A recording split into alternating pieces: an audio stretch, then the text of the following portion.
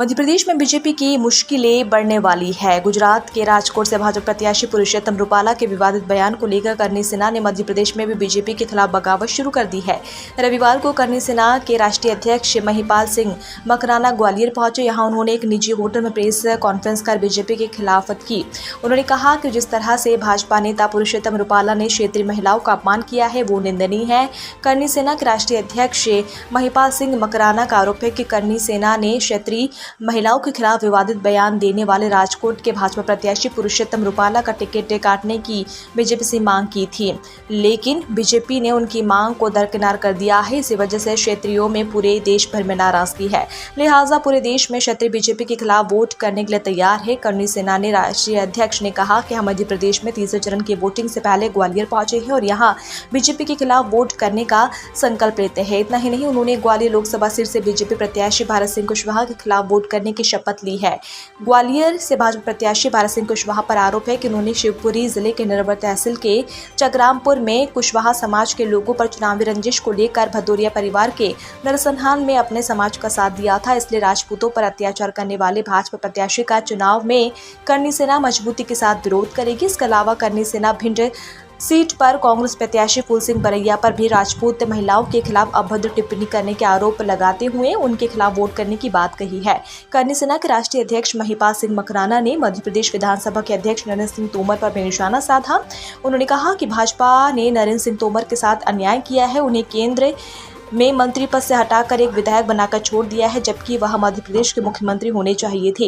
राजपूत समाज को कहा गया था कि नरेंद्र सिंह तोमर मध्य प्रदेश के मुख्यमंत्री बनेंगे, लेकिन बीजेपी ने ऐसे आदमी को मुख्यमंत्री बना दिया जिसे कोई पहचानता तक नहीं है।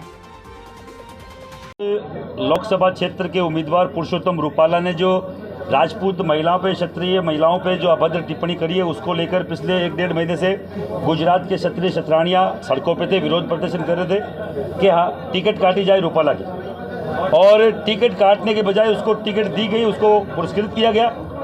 और आज आलम यह है कि पूरा गुजरात का राजपूत समाज जो कभी बीजेपी से अलग नहीं रहा, बाइकआउट बीजेपी का नारा दिया। हम लोग वहाँ गए और पूरे देश में इस मुद्दे को ले जाने की ठानी, क्योंकि क्षत्राणियाँ कहीं की भी हो, बहन बेटियाँ कहीं की भी हो, आपके मेरे परिवार की बहन बेटी अलग नहीं है। अगर उस पर कोई गलत टिप्पणी करता है, क्षत्रिय का धर्म बनता है, हम उसकी लड़ाई लड़ें। और राजपूत समाज की बहन बेटियाँ हमें लड़ाई लड़नी थी। और आज हम लोग ग्वालियर में हैं इसी मुद्दे को लेकर कि भारतीय जनता पार्टी को अब की बार हमारा युवा, हमारा समाज का कोई भी व्यक्ति किसी भी तरीके से समर्थन नहीं करेगा, कोई वोट का सहयोग नहीं करेगा, और हम लोग इनको हराने का काम करेंगे। यहाँ पर भी पक्ष का ही टिकट है। देखिए, नरेंद्र सिंह जी तोमर के साथ क्या हुआ पूरा देश जानता है। केंद्रीय मंत्री थे, हमारे कद्दावर नेता थे राजपूत समाज के, जो राजपूत समाज के साथ साथ सभी जातियों की बात रखते थे, मध्य प्रदेश की बात सेंटर में रखने का काम करते थे। उनके साथ क्या हुआ, वो केवल एक एमएलए बनाकर उनको बिठा दिया गया। मुख्यमंत्री का बताया गया, राजपूत समाज को मुख्यमंत्री का पद दिया जाएगा, और आज वो कहीं ना कहीं हाशिए पे। इसी तरीके की घटनाएं राजनाथ सिंह से लेके जितने भी हमारे राजपूत समाज के बड़े नेता उनके साथ की गई। जनरल वीके सिंह जी की टिकट काट दी गई, बृजभूषण सिंह के साथ क्या हुआ आपको मालूम है।